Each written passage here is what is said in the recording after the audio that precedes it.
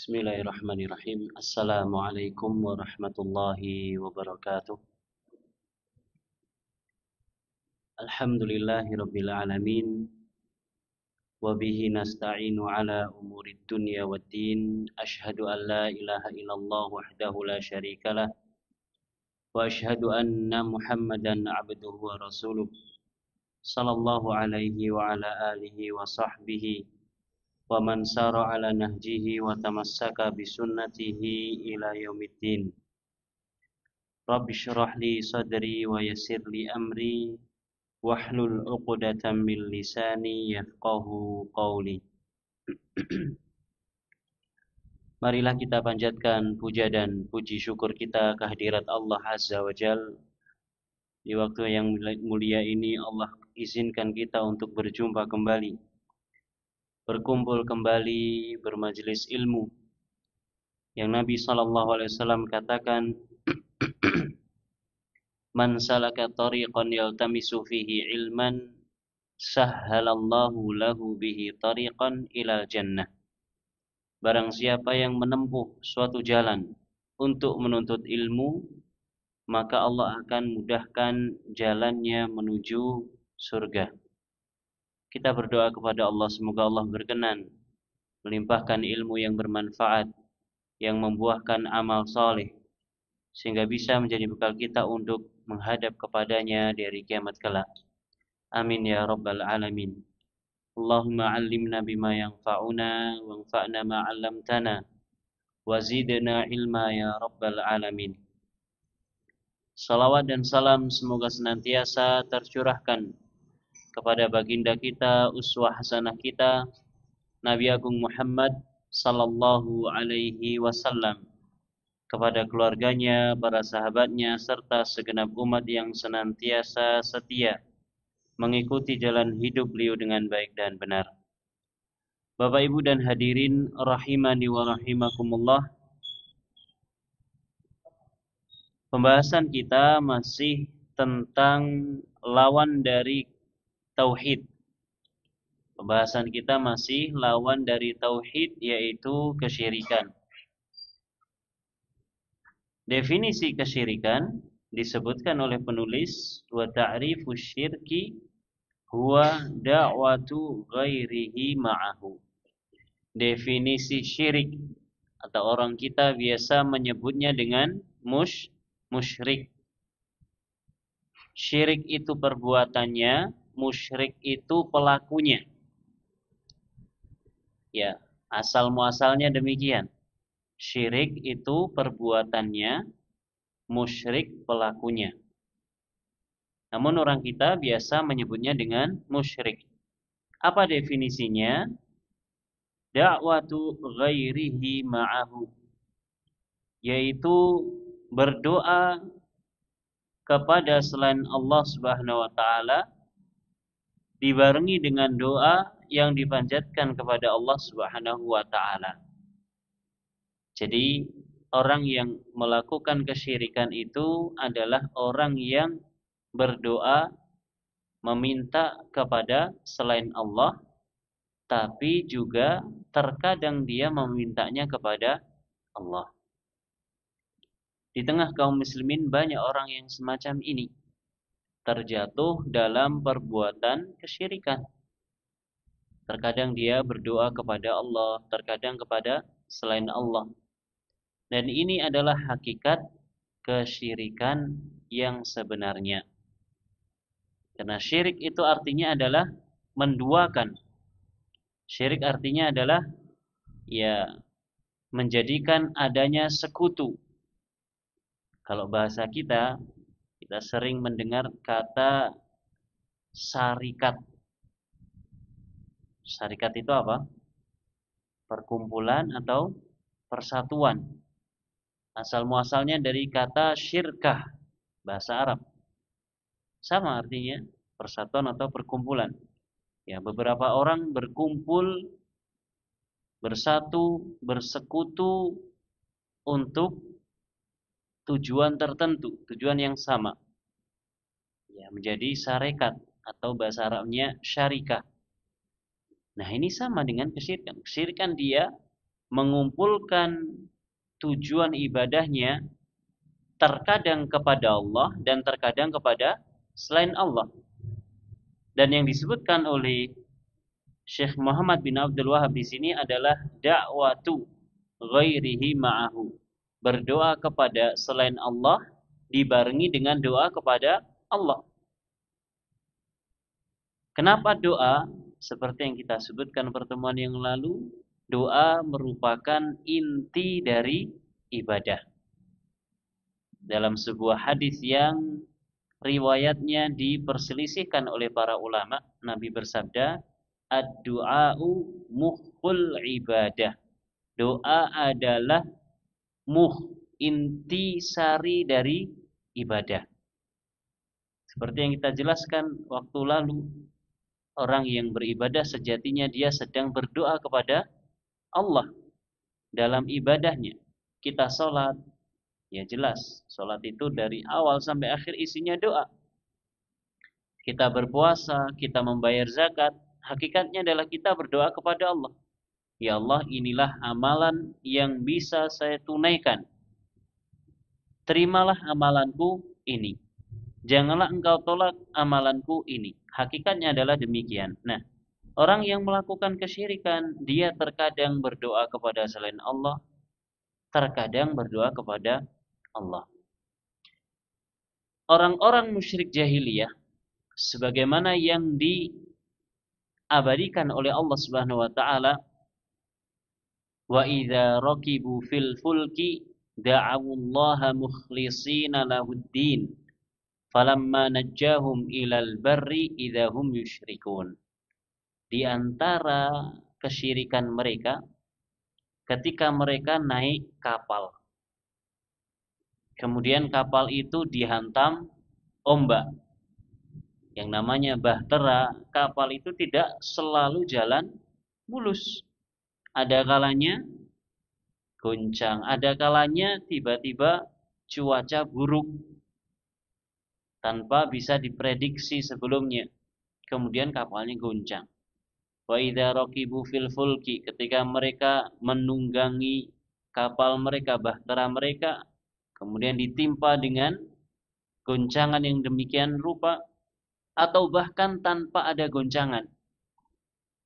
Kita naik kendaraan, apalagi pesawat, apalagi kapal, hakikatnya seperti orang yang dalam tanda kutip setor nyawa. Pesawat itu ada kesalahan sedikit, beres urusan. Gitu. Kapal pun juga demikian. Maka ketika dalam keadaan di dalam kapal, atau yang lebih parah lagi kapalnya kena goncangan, maka mereka berdoa dengan mengikhlaskan seikhlas-ikhlasnya kepada Allah Subhanahu wa taala. Falamma najjahum ilal barri, ketika Allah selamatkan mereka sehingga mereka bisa menginjakkan kakinya di atas bumi lagi, idahum yusyrikun, langsung saja mereka berbuat syirik. Ini orang musyrik zaman dahulu, Allah gambarkan demikian. Dalam keadaan genting mereka berusaha untuk ikhlas kepada Allah. Tapi yang jadi masalah, bagaimana dengan keadaan orang musyrik zaman sekarang? Orang musyrik zaman sekarang lebih parah ternyata dibandingkan orang musyrik zaman dahulu. Loh mas, bukannya orang musyrik dulu punya patung? Iya. Bukannya mereka sembah-sembah patung? Iya. Orang musyrik sekarang nggak ada patung. Kita katakan iya. Tapi dalam keadaan genting mereka itu doanya tulus, ikhlas kepada Allah. Orang musyrik zaman sekarang nggak punya patung yang berwujud, tapi patung mereka bisa disembunyikan. Jimat termasuk berhala atau bukan? Berhala. Mata cincin, meyakini mata cincin punya khasiat tertentu. Ini berhala. Sama dengan patung yang disembah. Kemudian bedanya orang musyrik zaman dahulu, dalam keadaan sempit mereka berdoa kepada Allah Subhanahu wa taala. Orang musyrik zaman sekarang dalam keadaan sempit justru malah berdoa kepada selain Allah. Na'udzubillahi min dzalik. Dan contohnya banyak, prakteknya banyak di tengah-tengah masyarakat kita. Banyak sekali di tengah-tengah masyarakat kita. Maka hendaknya kita berhati-hati. Hendaknya kita berhati-hati. Ya, lagi naik pesawat, pesawatnya nabrak mendung, nabrak awan, yang disebut bukan Allah Subhanahu wa taala. Bukan kok istighfar, bukan kok la ilaha illallah. Malah yang disebut misalkan nama-nama orang tertentu atau nama-nama makhluk gaib tertentu. Adakah yang semacam itu? Ada. Ada. Ya, naik kapal, kapalnya dihantam ombak, langsung dia keluarkan jimatnya. Langsung dia keluarkan jimatnya. Untuk apa? Untuk meminta perlindungan. Orang musyrik zaman dulu, kapalnya dihantam ombak, berdoa kepada Allah Subhanahu wa taala seikhlas-ikhlasnya, setulus-tulusnya. Orang musyrik zaman sekarang dihantam ombak malah melakukan kesyirikan. Nah, ini hakikat kesyirikan. Ya, pelaku kesyirikan terkadang minta kepada Allah, terkadang kepada selain Allah Subhanahu wa taala. Ai da'watu ghairillahi ma'ahu subhanahu bi ayatruba ma'allahi ghairahu. Dia meminta kepada selain Allah Subhanahu wa taala. Au yas'ala ma'allahi akhar, atau meminta kepada Allah dan juga kepada selainnya. Au yaj'ala ahadan wasitatan bainahu wa bainallah min qabrin aw waliyin. Nah, ini diantara contohnya orang yang melakukan kesyirikan atau kemusyrikan. Terkadang dia menjadikan seseorang sebagai wasitoh. Wasit, napa artinya wasit, Pak? Wasit niku harus di tengah-tengah atau boleh ke pinggir? Harus di tengah-tengah. Ya, dia harus bersikap pertengahan. Ya, boleh minggir boleh. Yang tengah terus ketabrak malahan. Sikapnya dia harus pertengahan, adil. Wasitoh maksudnya adalah penengah. Seseorang menjadikan adanya penengah antara dirinya dengan Allah Subhanahu wa taala. Ya. Dia menganggap kalau dia sendiri berdoa kepada Allah nggak akan sampai. Harus ada penengahnya. Harus ada penengahnya antara dirinya dengan Allah Subhanahu wa taala. Min qabrin, benda atau orang tersebut wujudnya bisa berupa kuburan atau wali. Ya. Kita berdoa kepada Allah langsung. Kemudian kita sadar, saya ini siapa?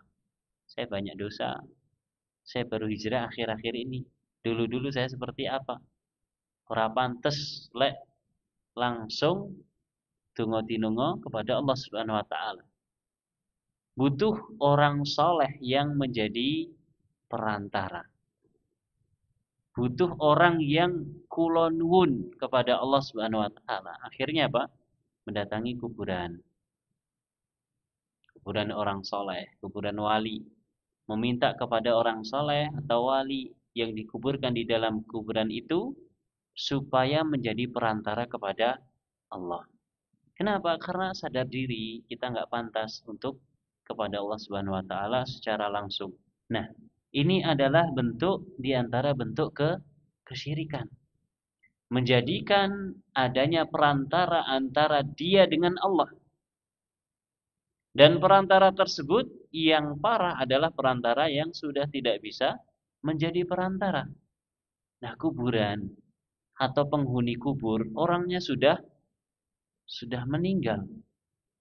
Orang yang sudah meninggal tidak bisa berbuat apa-apa.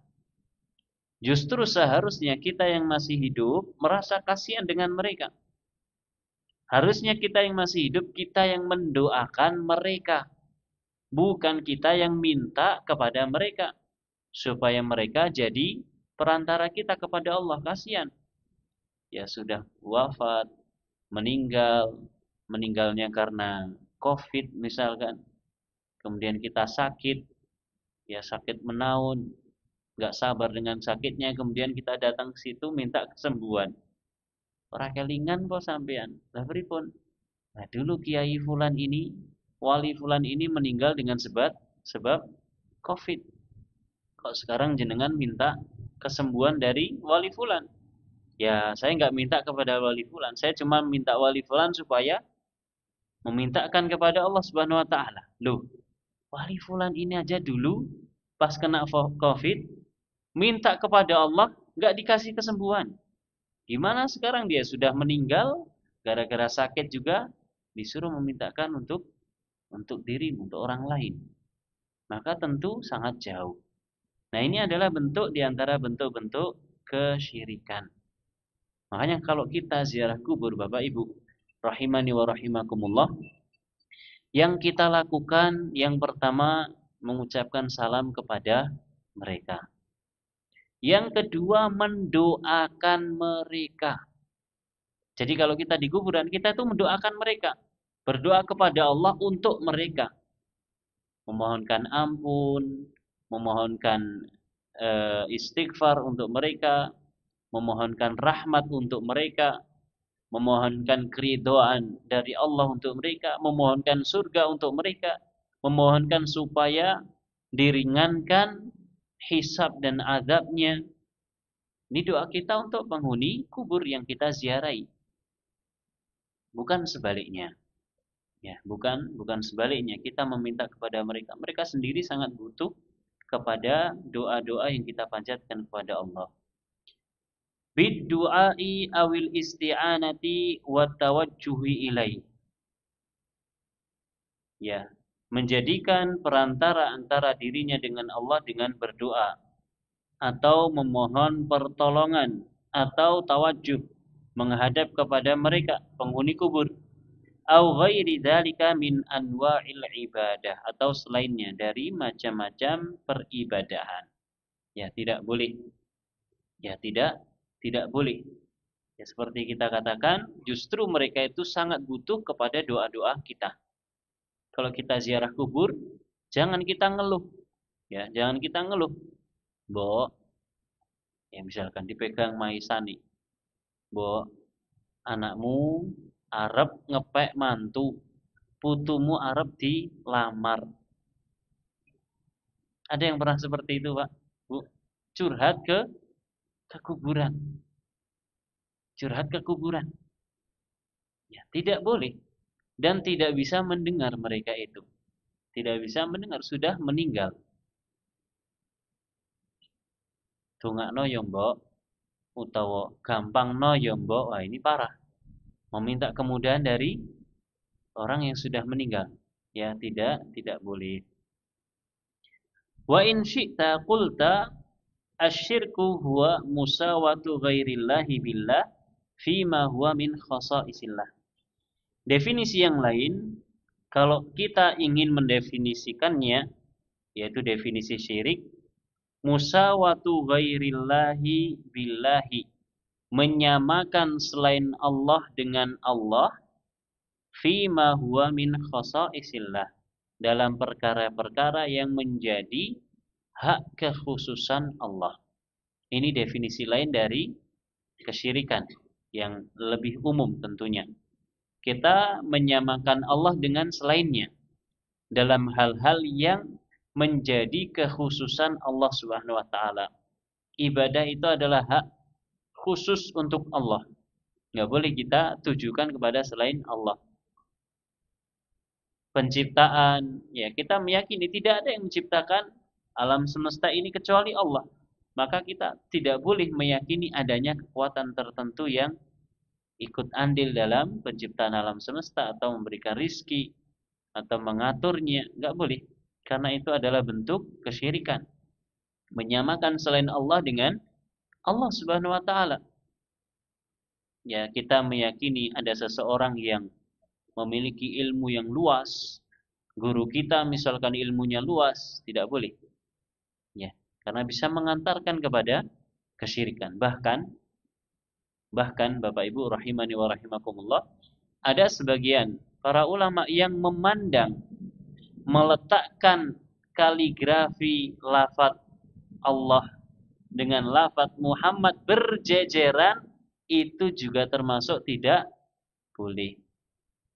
Nate pirsa nggih, biasanya kalau di rumah-rumah atau bahkan di masjid ada lafaz Allah, ada lafaz Muhammad dijejerkan, menurut sebagian ulama nggak boleh.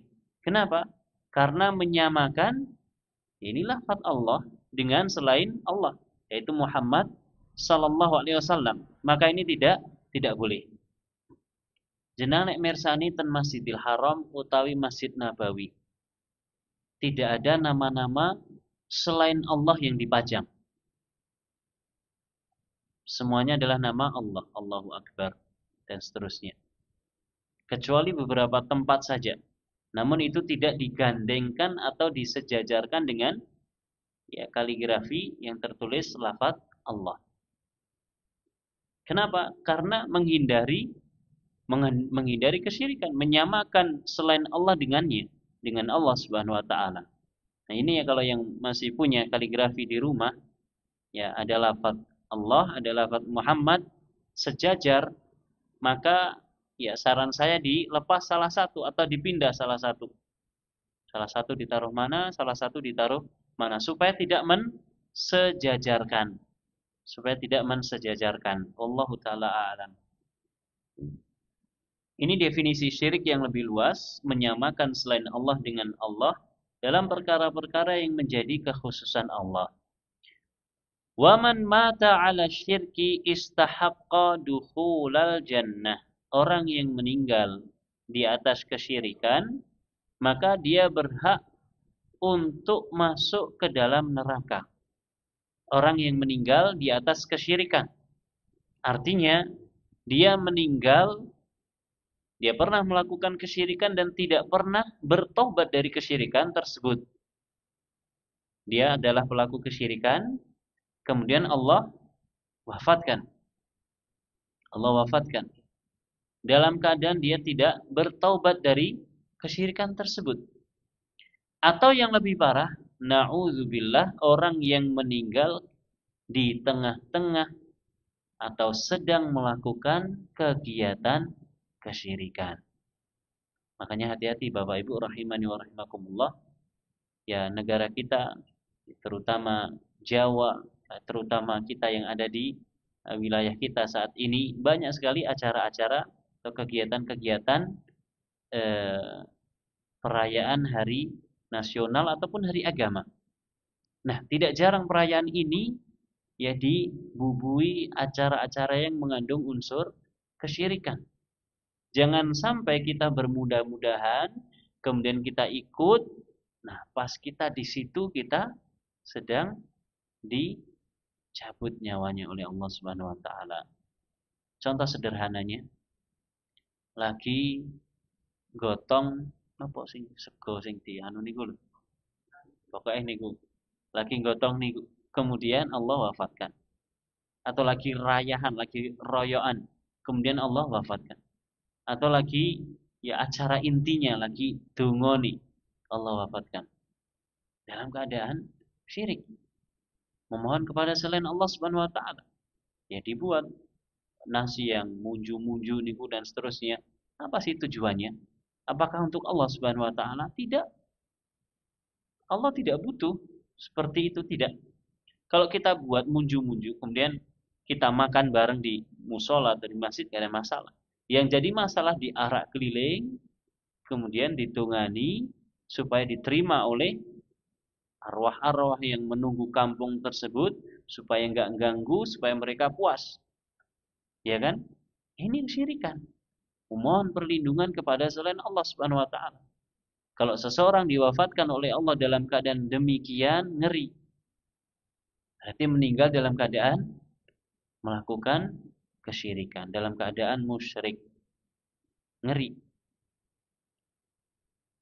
Jangankan yang sampai seperti itu Bapak Ibu. Kalau kita melihat sejarah Nabi sallallahu alaihi wasallam, ada pamannya Abu Thalib. Abu Thalib enggak mau masuk Islam. Abu Thalib ketika mati dia menyatakan huwa ala millati Abdul Muttalib. Dia, yaitu Abu Talib, berada di atas agamanya Abdul Muttalib, agamanya bapaknya. Apa yang didapatkan? Neraka. Nabi SAW bersegera sambil mengatakan, la astaghfiranna laka ma lam unha anhu. Saya akan memohonkan ampunan untukmu, wahai pamanku, selagi saya tidak dilarang. Abu Talib ini selama Nabi berdakwah, dia yang melindungi dari serangan orang-orang kafir Quraisy. Selagi ada Abu Talib, orang-orang kafir Quraisy nggak berani ganggu, nggak berani ganggu. Begitu meninggal, maka Nabi mendapatkan gangguan. Saking besarnya jasa Abu Talib kepada Nabi secara khusus dan kepada Islam secara umum, maka Nabi bertekad kuat untuk memohonkan ampun kepada Allah Subhanahu wa taala untuk si Abu Talib ini. Namun Nabi dilarang oleh Allah Subhanahu wa taala. Nabi SAW dilarang. Dan Abu Talib ternyata masuk ke dalam neraka. Namun kemurahan Allah Subhanahu wa taala, Allah berikan syafaat khusus untuk Nabi berikan untuk Abu Talib. Apa? Diringankan azabnya. Yang kalau kakinya dipanaskan maka otaknya mendidih. Ini Abu Talib punya peran, punya jasa terhadap Islam, tapi nggak mau masuk Islam. Menyatakan di hari-hari kematiannya atau ketika sakaratul maut dia mengatakan dia berada di atas agama Abdul Muttalib. Masuk neraka. Apalagi orang yang sedang melakukan kesyirikan, lagi semedi, kemudian Allah wafatkan. Na'udzubillahi min dzalik. Tentu berbeda dengan orang yang sedang sujud kemudian Allah wafatkan. Berbeda. Orang yang mendengarkan khutbah kemudian Allah wafatkan, beda. Beda. Ustaz, gimana kalau semedinya di masjid? Pripun kinten-kinten. Enten masjid mboten semedi niku iktikaf nggih. Itu iktikaf. Ya. Dan semedi itu tidak pernah dilakukan oleh Nabi. Ya, adanya Nabi melakukan tahannus sebelum beliau diangkat menjadi Nabi. Setelah didatangi Jibril, Nabi turun dengan ketakutan. Kemudian besoknya Nabi sadar ini adalah keistimewaan yang Allah berikan kepada beliau. Nabi rindu datangnya Jibril. Tapi Nabi nggak naik ke Gua Hira lagi, bertahanus lagi atau bersemedi lagi, tidak. Nabi mencari-cari di sekitaran Mekah. Nabi tidak naik Gua Hira lagi. Yang naik Gua Hira siapa? Sinten sing nate munggah Gua Hira? Kita malah yang naik Gua Hira, mencari Jibril di atas sudah.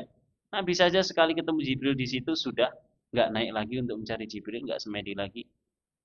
Dan Nabi tidak memerintahkan kita untuk itu. Wallahu musta'an. Baik, orang yang meninggal di atas kesyirikan maka dia akan berhak untuk masuk neraka. Wa hurima dukhulul jannah. Na'udzubillahi min dzalik, dan haram untuk masuk ke dalam surga. Allah berfirman, "Innahu may yusyrik billahi faqad harramallahu 'alaihil jannah wa ma'wahun nar wa ma lidh-dhalimin min ansar." Sesungguhnya orang yang melakukan kesyirikan kepada Allah, mempersekutukan Allah, maka Allah benar-benar telah mengharamkan baginya surga dan tempat kembalinya adalah neraka. Wa ma lidh-dhalimin min ansar, dan orang-orang zalim tidak akan memiliki seorang penolong pun. Masuk neraka tidak ada yang bisa nolongi. Tidak ada yang bisa menolongi. Ya, ngeri. Abu Jahal. Abu Jahal niku sinten malih? Sama pamannya Nabi, Abu Lahab. Pamannya Nabi sallallahu alaihi wasallam. Abu Lahab orang yang paling memusuhi Nabi sallallahu alaihi wasallam dari kalangan paman-pamannya. Orang yang paling memusuhi Nabi. Harusnya kita tuh heran ya.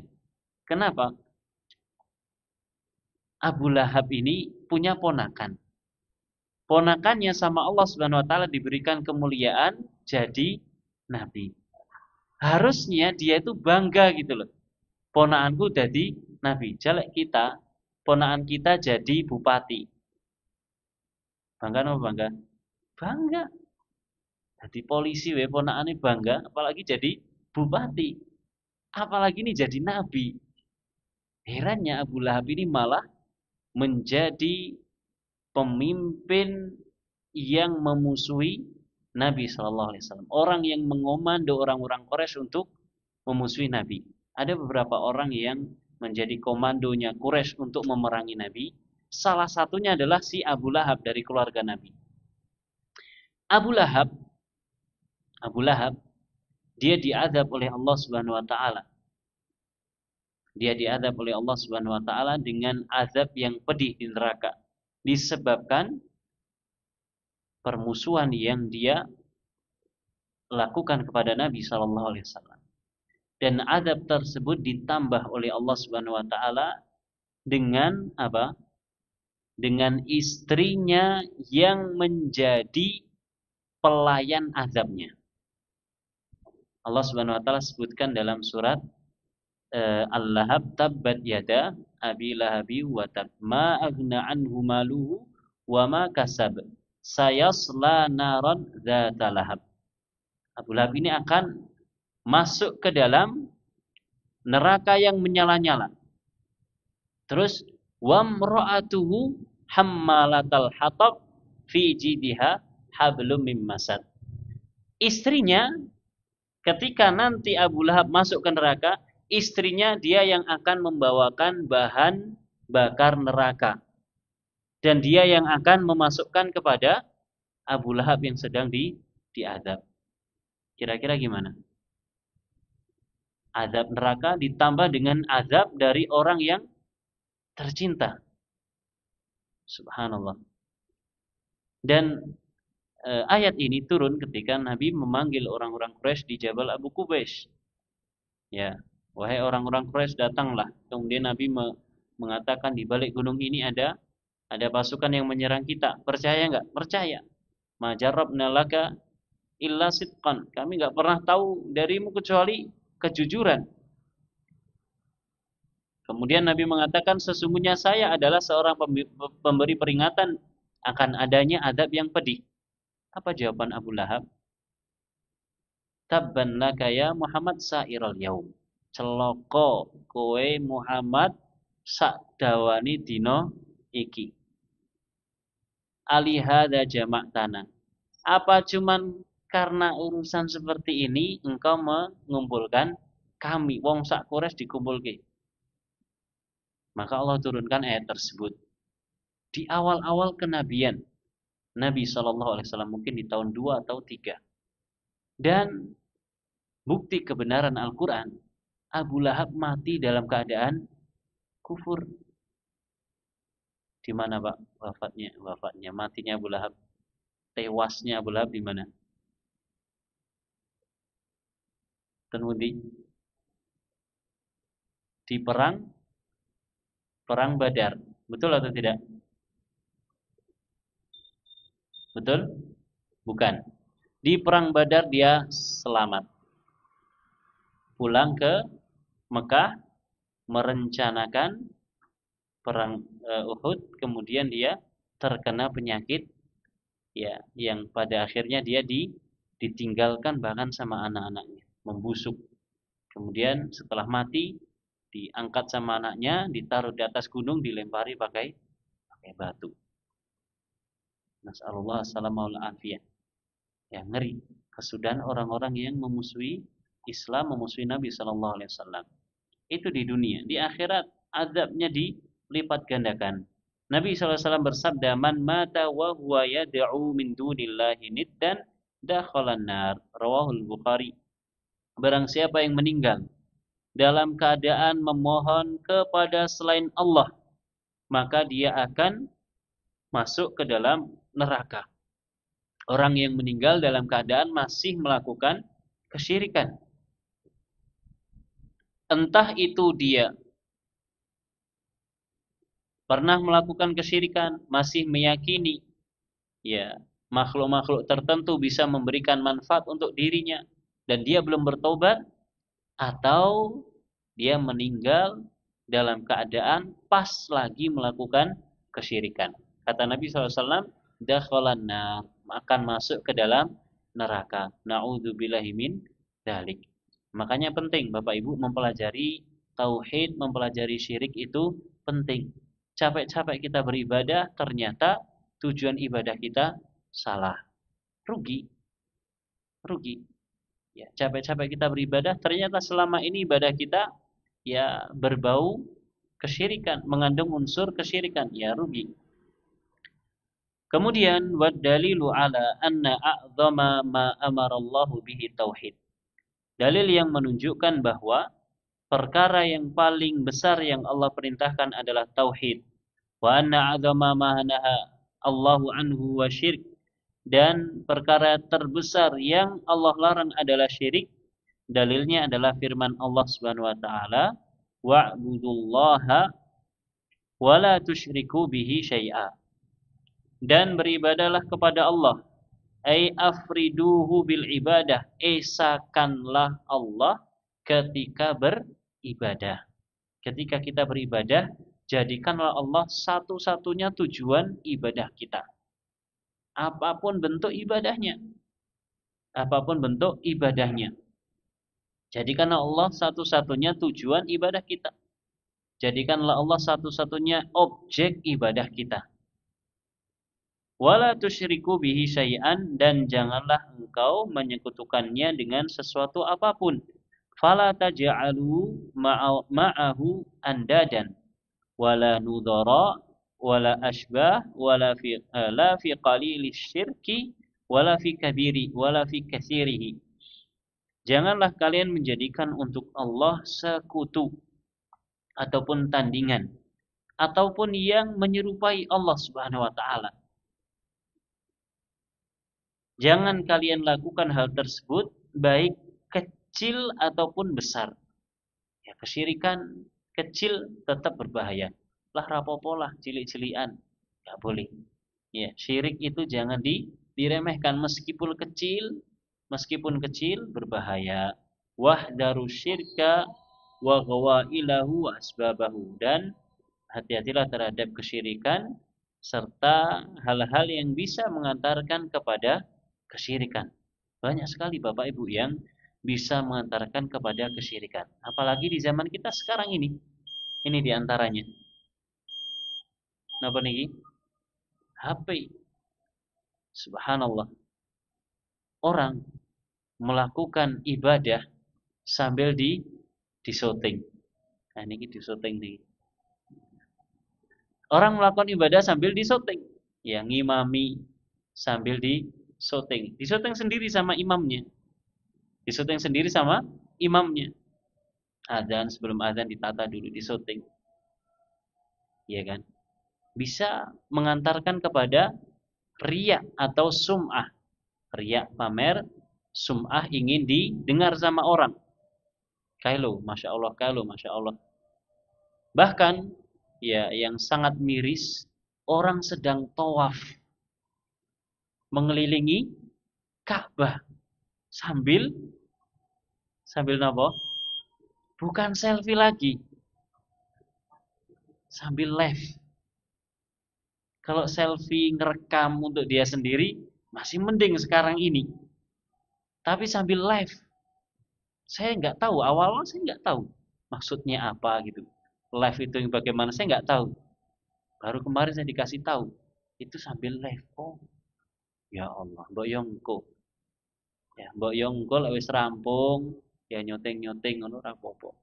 Oh, lagi ibadah, mbok fokus dulu sama ibadahnya. Orang semacam ini terus pulang ke negerinya membawa apa? Kalau ibadah di tempat yang paling mulia saja dia berusaha untuk melakukan riya atau pamer. Nas'alullah salamul afiyah. Nah, ini semua bisa mengantarkan kepada kesyirikan. Ya. Maka tugas kita adalah berhati-hati dan waspada. Wallahu taala a'lam.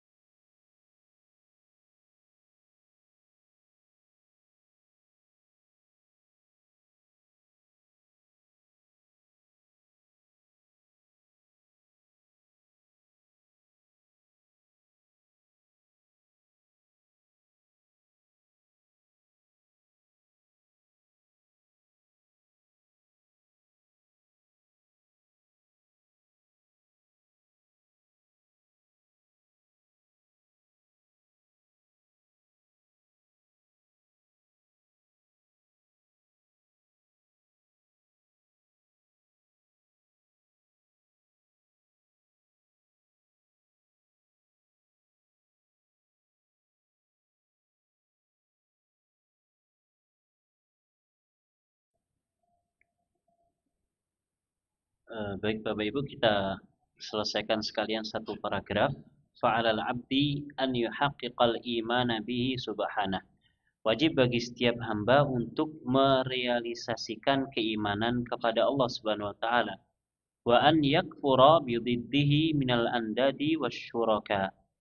Dan wajib pula bagi setiap hamba untuk kufur. Jadi kita ini harus beriman dan juga harus kufur. Beriman kepada Allah Subhanahu wa taala dan kufur kepada lawannya. Siapa mereka? Lawan Allah Subhanahu wa taala adalah al-andad, sekutu-sekutu, lawan-lawan, tandingan-tandingan dan sekutu-sekutu bagi Allah Subhanahu wa taala. Fa awwalu amrin umira bihil ibadu al-amru bi ibadatihi wa tauhiduhu. Perintah pertama yang diberikan kepada para hamba yaitu adalah perintah supaya beribadah kepada Allah dan mentauhidkannya. Wa awwalu nahyin an-nahyu an diddihi. Dan larangan yang pertama adalah larangan dari kebalikannya, yaitu larangan dari kesyirikan. Summa aqaba ta'ala bi baqiyatil wajibat. Kemudian Allah memerintahkan kewajiban-kewajiban yang lainnya. Dimaksudkan di sini adalah ayat yang ada pada surat Al-Isra, wa'budullaha wa la tusyriku bihi syai'an. Allah perintahkan beribadahlah kalian hanya kepada Allah dan janganlah kalian mensekutukan Allah dengan sesuatu apapun. Setelah dua perintah ini, perintah dan larangan ini, maka Allah sampaikan perintah-perintah yang lainnya. Ya, lanjutan ayatnya, wabil walidaini ihsana, dan kepada kedua orang tua berbuat baiklah. Wabidil qurba wal yatama, demikian pula kepada karib kerabat, kepada anak-anak yatim, wal masakini, pada orang-orang miskin berbuat baiklah.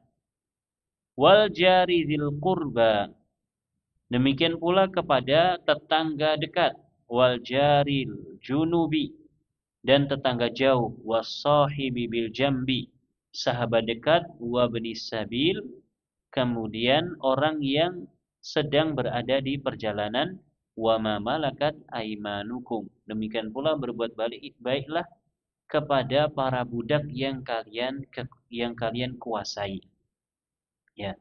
Di dalam Al-Qur'an Bapak Ibu, perintah untuk melakukan kebaikan itu Allah mulai dengan perintah untuk melakukan ibadah hanya kepada Allah.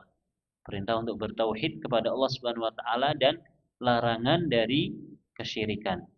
Nah, setelahnya akan diikuti perintah-perintah yang lainnya. Ya, silakan dicek di dalam Al-Qur'an perintah demikian. Ya, perintah demikian. Wa tasdirul ayati bit tauhidi wan nahyu 'ani syirki yadullu ala 'azamatit tauhidi wa qubhis syirki. Ayat ini didahulukan dengan perintah untuk bertauhid dan larangan dari syirik, menunjukkan agungnya tauhid dan buruknya syirik. Pentingnya tauhid. Tauhid itu nomor 1. Ya, dan bahayanya syirik. Syirik itu juga nomor 1 dalam hal larangan. Ya. Kalau kita melarang, maka laranglah yang pertama kali dari berbuat kesyirikan. Karena itu adalah larangan Allah yang paling besar. Wallahu taala a'lamu bissawab. Ini yang bisa disampaikan, mudah-mudahan bermanfaat. Wallahu taala alam. Kita akhiri dengan membaca doa kafaratul majlis. Subhanakallahumma wa bihamdika asyhadu an la ilaha illa anta astaghfiruka wa atubu ilaik. Wa sallallahu ala nabiyyina Muhammad wa ala alihi wa sahbihi wa sallama tasliman katsira. Wassalamualaikum warahmatullahi